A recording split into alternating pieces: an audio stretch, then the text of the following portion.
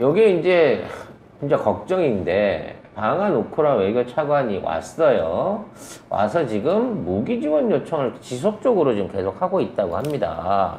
심지어 리스트까지 들고 온 모양인데 자, 이거 어떻게 해야 될지 먼저 기사 한번 보도록 하겠습니다. 네, 방한 중인 드미트로 세니크 우크라이나 외교차관이 어제 이도훈 외교부 2차관을 면담했습니다. 세니크 차관은 앞으로 한국 정부가 군사 장비를 지원하는 쪽으로 정책을 바꿀 것이라고 믿는다고 강조했습니다. 왜? 누가 그런다고 너한테 귀뜸해 주디? 해줬겠죠. 누가 얘기해줬겠죠. 어? 누가 해줬겠지 얘기를. 누가 해줬는지 모르지만 우리 그거 못한다. 근데 기사가 송 작가님이 뭔디? 우리 대통령이에요? 이재명의 민주당은 절대 그거 못한다. 얘네들이 이래서 방산청을 없앴군요. 왜냐면 방산청이 해외 나가는 모든 무기 공급에서부터 그와 관련된 것들을 이미 일괄해갖고 하거든요. 그러니까 지금까지는 문재인 정부까지는 외국에서 무기 수출에 관련된 요구가 있어도 방산청이 검토를 하고 국가가 허가를 해야 수출을 할 수 있는 이러한 상황으로 일종의 필터링이 됐어요. 근데 방산청을 없앤다고 해서 얘들이 어떤 방식으로 이거를 헤쳐먹으려고 그러나 다이다이를 놓으려고 그러나 라고 생각을 했는데 내가 보기엔 이제 방산청을 거치지 않고 직접적으로 누군가가 우크라이나나 또는 카나다나 어디 다른 나라 어디가 됐든지 국적은 중요하지 않아. 우리 기업이 만드는 무기들이 팔려나갈 수 있는 여건을 열은 거예요. 어찌 보면 방산 업체한테는 정말 어마어마한 기회가 생긴 거지. 허가 없이 요구받는 물건들을 맘 놓고 내다 팔 수 있는 무기상이 될 수 있는 기회를 열어준 거야. 근데 그래서 이제 최근에 빅텍이라고 우리나라 대표적인 방산기업 주가가 미친 듯이 뛰고 있나? 라는 생각이 들어요.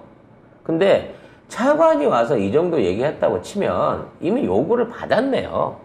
그렇죠. 그리고 뭘 줄 건지도 다 결정. 어느 정도 결정이 난 거예요. 빅텍이 지금 이렇게 오르는 거는 미사일을 주겠다고 하는 약속이 있는 이 겁니다. 사람이 뭘 했냐면 세니크 차관인데 어제 용산 주한 우크라이나 대사관에서 기자회견을 엽니다. 그래가지고 전쟁을 빨리 끝내기 위해서는 무기 지원이 시급하다고 요청을 했다 우리나라에. 지가 끝낸다고? 네가 러시아랑 해갖고 네가 이겨서 우크라이나 네가 끝내겠다고? 한국이 재정적, 군사적 지원에서 좀 더 적극적인 역할을 해주길 바란다. 뭐 때문에? 맡겨놓았어? 뭐 맡겨놓은 거 있어? 근데 차관이 기자회견까지 열어가지고 한국에 와서 이 얘기를 했다는 거는 됐다는 소리잖아. 이거 아닌데 돌아가면 할 수 있습니까? 여기까지 왔잖아. 지네 나라에서 한 것도 아니고 여기까지 와서 차관 대 차관으로 만나고 우리 차관의 의견은 아예 기사 내용에도 없어. 우리는 해준다고 한 적도 없는데 이미 받기로 돼 있다라는 식의 선언을 하고 있는 거예요. 그렇죠. 거의 아니 이런 굴욕적인 일을 우리가 왜 당하죠? 망했다 망했어 진짜.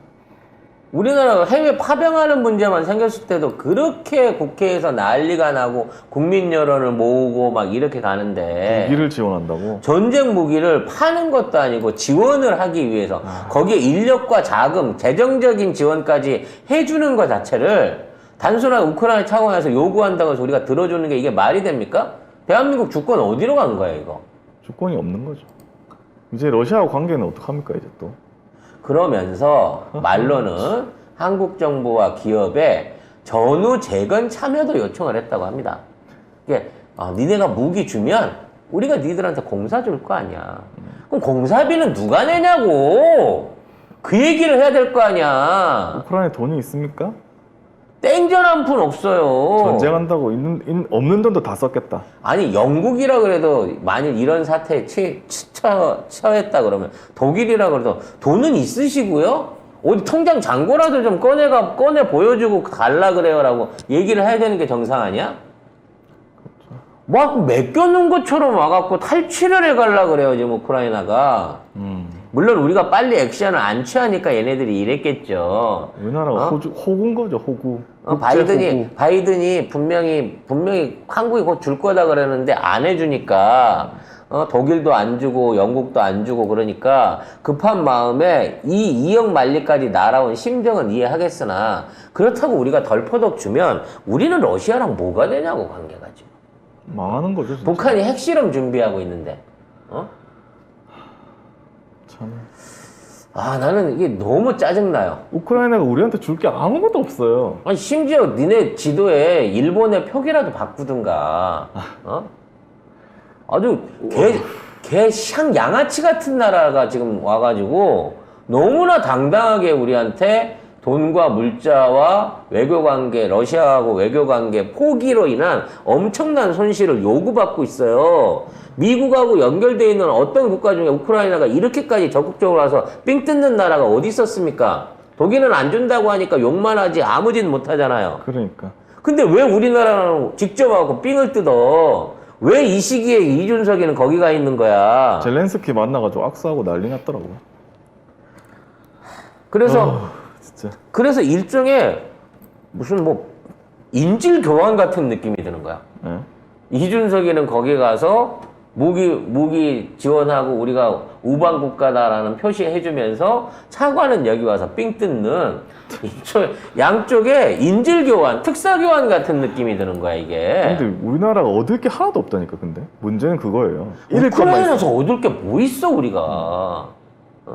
밀도 우크라이나에서 우리는 수입도 안 해요. 우리는 미국, 호주, 캐나다에서 100% FTA로 무관세로 들여오기 때문에 없어. 뭐 올 게 없어 우크라이나에서.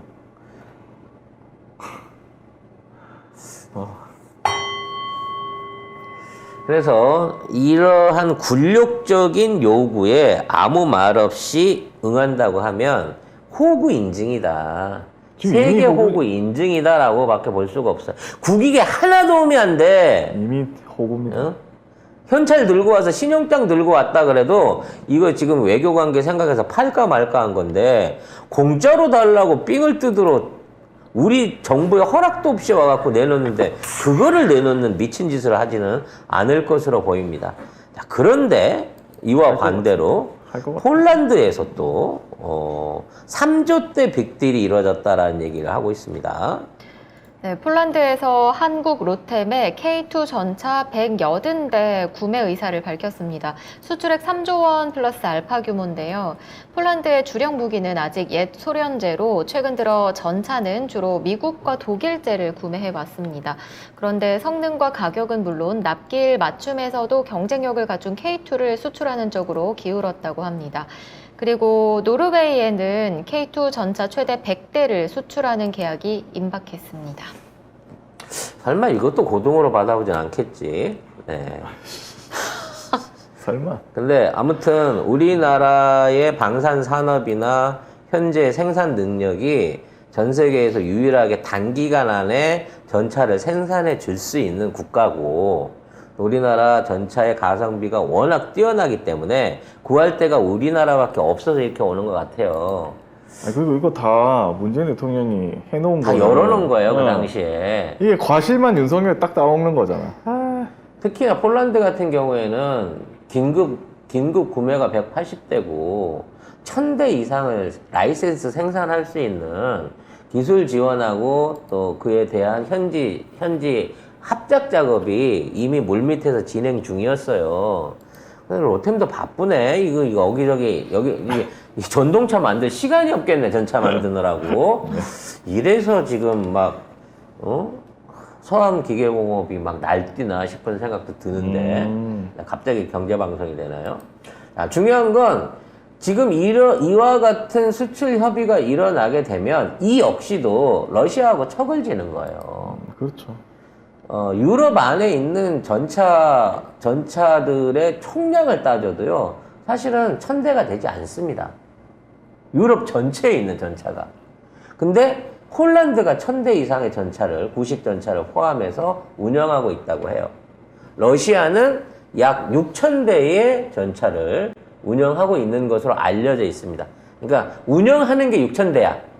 그냥 창고에 박아놓은 치장 물자라고 하죠. 그냥 세워놓은 데는 몇 대나 있는지 잘 몰라.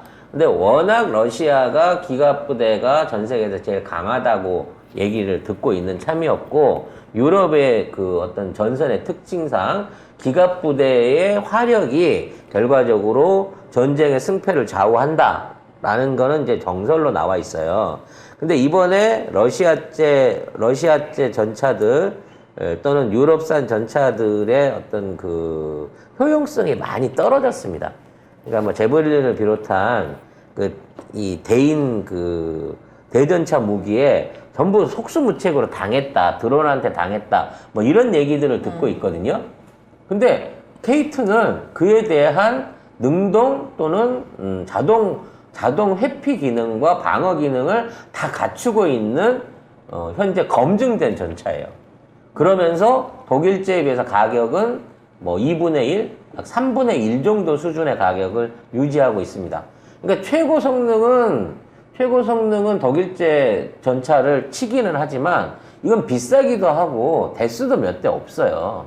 근데 우리나라 전차는 K2 전차 같은 경우에는 지금 뭐 우리가 지금 최신형 K2 전차 갖고 있는 게 1,400대 정도 되고 구형 전대 포함해갖고 우리가 2,400대 이상의 전차를 운영하고 있는 전차의 최강국이거든요, 동아시아에서는. 이 정도면 중국이랑 맞붙어 볼 수 있는 수준이라는 얘기가 있을 정도입니다.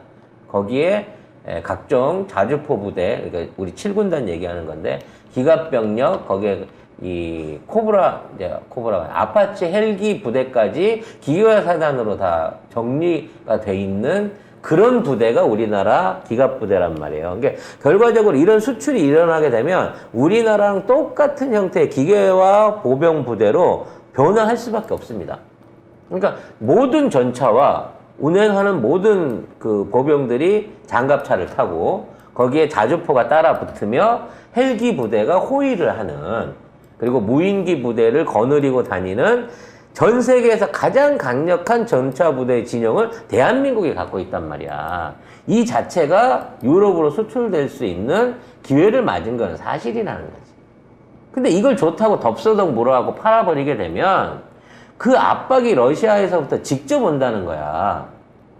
폴란드는 어떻게든 지켜야 되니까 우리 전차를 갖고 가고 싶겠지만 이거를 현지에서 지들이 기술로 라이센스 생산하는 거하고 우리가 전차를 만들어서 막 파는 거는 이 얘기가 좀 다르거든. 지난주만 하더라도 몸통만 팔기로 했잖아. 그러니까요. 근데 갑자기 완제품을 사겠다는 거야, 지금 얘들이. 이거는 사실 좀 생각을 해봐야 될 문제예요. 근데 로템 입장에서 또는 하나 시스템 입장, 빅텍 입장에서는 잘 됐다. 어차피 우리나라 방위비 사정상 1년에 납품할 수 있는 게 100대 정도에서 120대 정도밖에 안 되는데 외주에서 이렇게 사준다고 치면 대량 생산해서 단가 떨어뜨릴 수도 있고 국익에 도움도 되고 경제적으로도 효과 있는 거 아니냐, 이런 식으로 하면서 이 무기 장사에 나서려고 할 가능성이 높아 보인다는 거지. 이 부분에 대한 의회 견제가 꼭 필요한데 어떻게 이런 문제들을 일일이 다 관여하고 해결해 나갈 수 있을지 모르겠네요. 네. 지금 민영화 방지법도 꺼내만 놓고 아직 국회에 계류를 못 시키고 있는데 결과적으로 이 모든 걸 막아내기 위해서는 국회의장, 법사위원장, 그리고 이재명 당대표는 우리가 반드시 2달 안에 만들어내야겠다는 생각이 듭니다. 네.